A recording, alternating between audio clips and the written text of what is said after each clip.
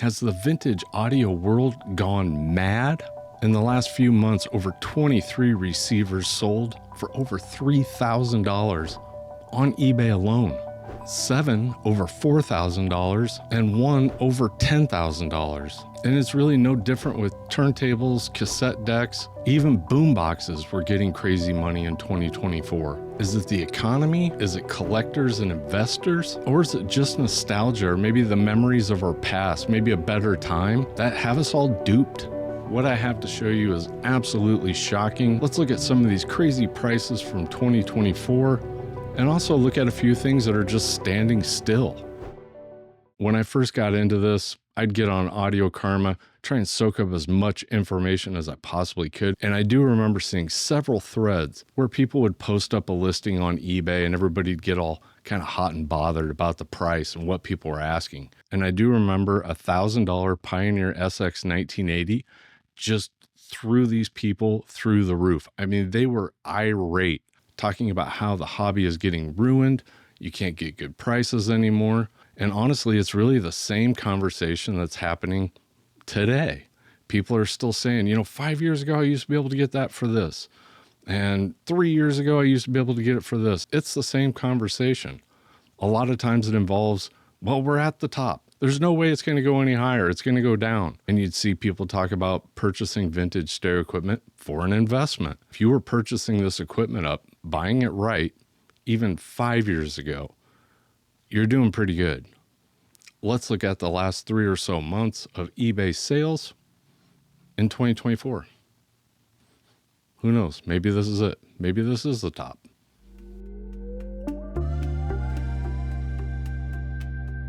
Vintage receivers, end of 2024. So really this is covering everything from about October through January 2025.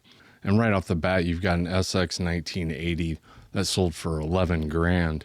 Service, clean, tested, reputable seller. The G9000s really shocked me. I think there were 7 G9000s that sold in that period, and most of them got over 4 grand. You've got a couple Pioneer SX 1280s that sold for 4, 2385 that sold for 4, a Marantz 2385, a couple big Marantz 2325s. You got some European models here. This is the 5590, which is the same as a 1250. More 9000s, a lot of G9000s. And this is interesting. A QXR 9001 Sansui, $3,500. Somebody really paid up for that. This one shocked me. An SX 1010 for $3,200. I get it. It started the watt wars. It was the first really big receiver with 100 watts. That's definitely getting up there. There were 4 Sansui 9090s. One was a DB, but the 9090 non-DBs are keeping up with the DB models, and that's definitely a new thing. They're getting $3,500. Those were $1,500 2 years ago, so they've doubled in the last couple of years. Another QXR 9001 for $3,200.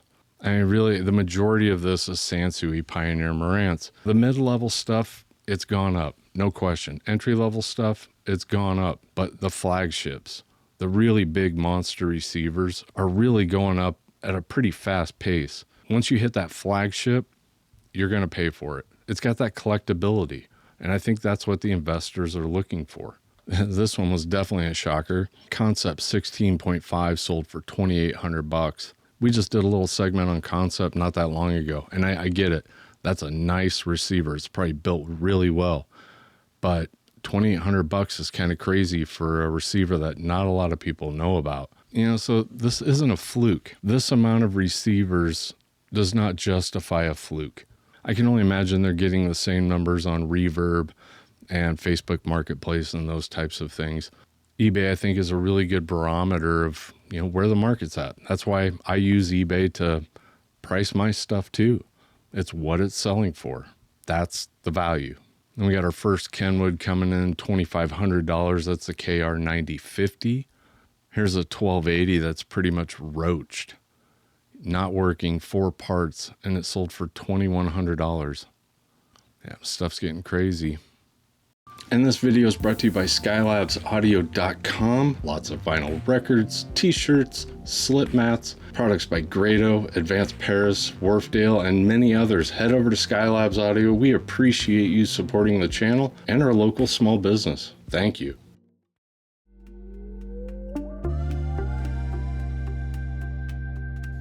And turntables are a little bit different than the receivers in that I think most of the midline, the entry-level stuff, it hasn't really gone up that much in value. There are a few standouts, two of them especially, and one of them is the Marantz 6300, and the other one is the Dual 1229.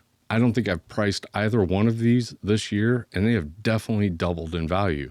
There's 2 or 3 Marantz 6300s that sold for almost $2,500 or more, several of them. And I think maybe a year and a half ago, I sold one of these for $1,000, and that thing was in really nice shape. So they've almost over doubled. What did he say? And ones that I don't think are moving that much in value, the Thorens TD124. I mean, that's kind of been the price for them for a while. The Gerard 301, that hasn't moved much.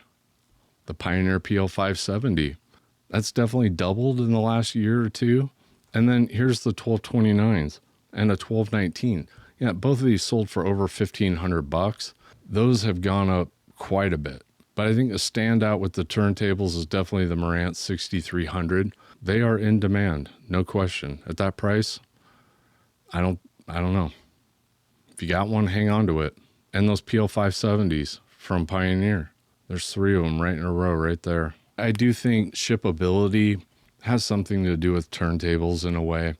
Also, with the mid-level to entry-level turntables, if you do have to get it serviced, most likely the service is going to cost more than the turntable, which might be why those flagships are jumping so far ahead of them in price. You have to take that into consideration when you're buying one. You want to make sure you're buying something that's worthy of that level of service. And evidently the Dual 1229, the Marantz 6300, and the Pioneer 570 are kind of checking that box. Who knows? Maybe they'll be worth more than the Thorns and the Gerards here pretty soon, because it definitely seems like those are stalling out, and the Marantz, Pioneer, and Dual are closing that gap.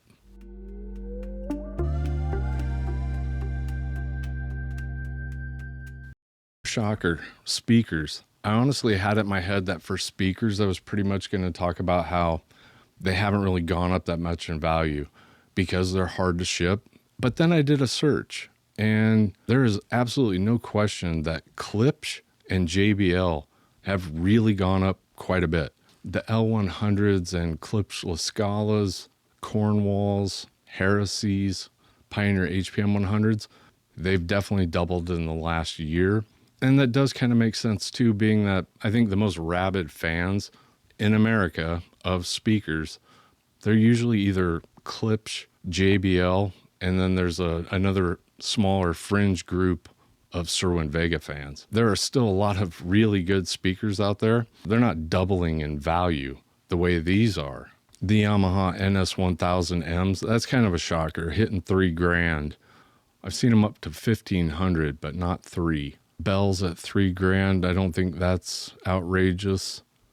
La Scala's getting $4,000 for a 1976 pair that's getting up there. And then there's a pair of Cornwalls I saw that were really up there. Yeah, Cornwall 1s for almost $5,000. And then there's also a pair of AR1s that went for $4,600. I've never seen a pair of 1s. I kind of get that price, but I really don't. In the same note, I know they're rare and good, but these prices are getting crazy. They're getting crazy. Another pair of Yamaha NS-1000s for $3,900. Yeah, even the JBL Jubals, I think we sold a pair, I want to say a year and a half ago for $1,500, maybe $1,600, in really good condition. They're getting almost $3,000 now. I still do think vintage speakers are the bargain of your system as far as amplifier, turntable speakers go, just because of the fact that they are so hard to ship and they don't require a lot of maintenance, which means a lot of them are still out there. And that does make me happy too, because I definitely enjoy swapping out my speakers more than I do my turntable or receiver amplifier.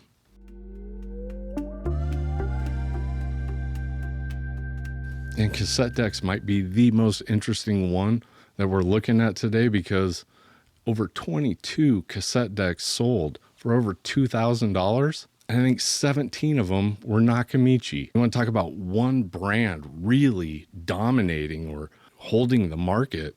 They're all Nakamichi. Like this Dragon here, sold for $6,000. Another one for $5,000. We've got a Tandberg that sold for $5,000. It's all Nakamichi. There's our Studer Revox, a Tascam.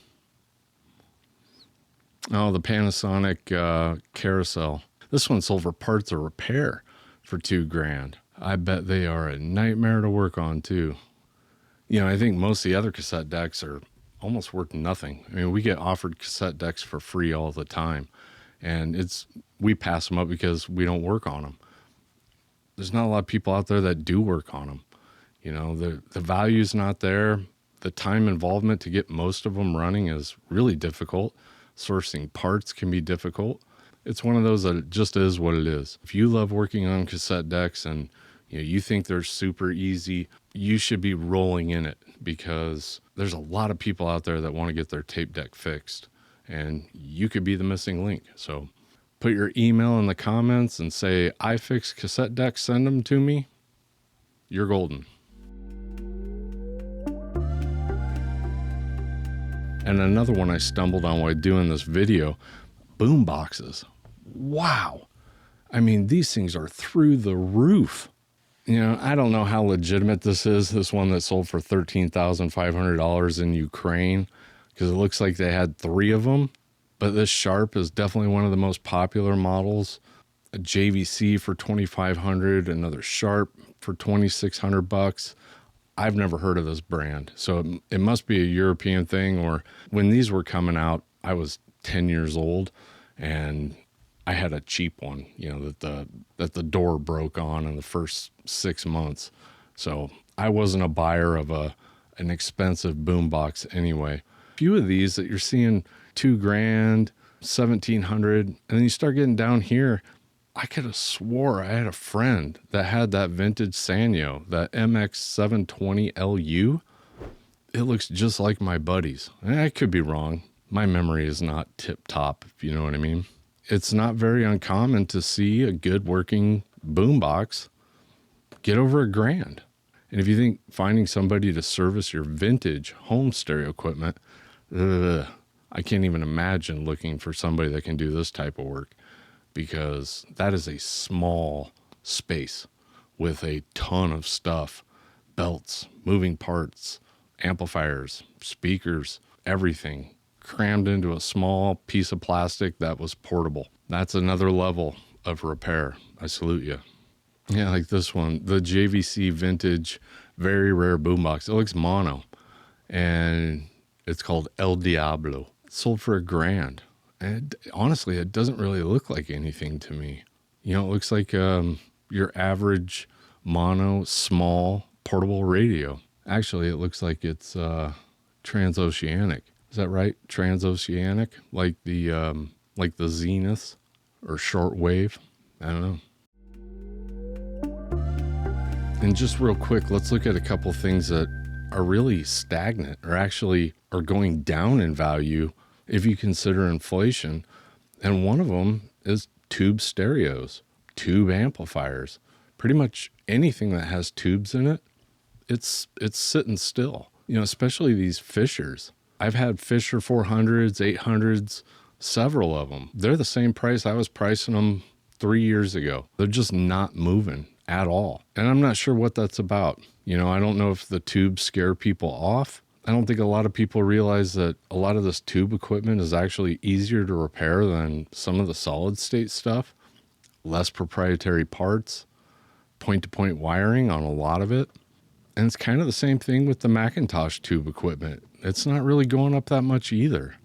And it's the same with separates and integrateds. They're just not going up at the rate that the receivers are. Looking at AccuPhase E202, that's the same price it's been for 2 or 3 years. The Sansui AU line, it's not really moving. The Pioneer and Kenwood integrated amps, it's kind of just sitting still. for right now, it looks like just the receivers are just going parabolic, especially the big ones, the flagship ones. And definitely put in the comments if you've noticed something that I didn't touch on. This is just what I've noticed from pricing equipment over the last few years compared to what it's selling for now. I don't remember there being this drastic of a shift in 1 year. And we'll have to see what 2025 does. It does kind of make sense why a lot of people are going to new equipment. You think about buying a 100 watt per channel receiver and spending what you could buy a really nice brand new piece with a warranty. There's always a trade-off, but it does make sense why that shift is happening. Maybe we are at the top. I don't know. And if you like watching this video, definitely check out this one. It's going to be fun. It's free. Click it.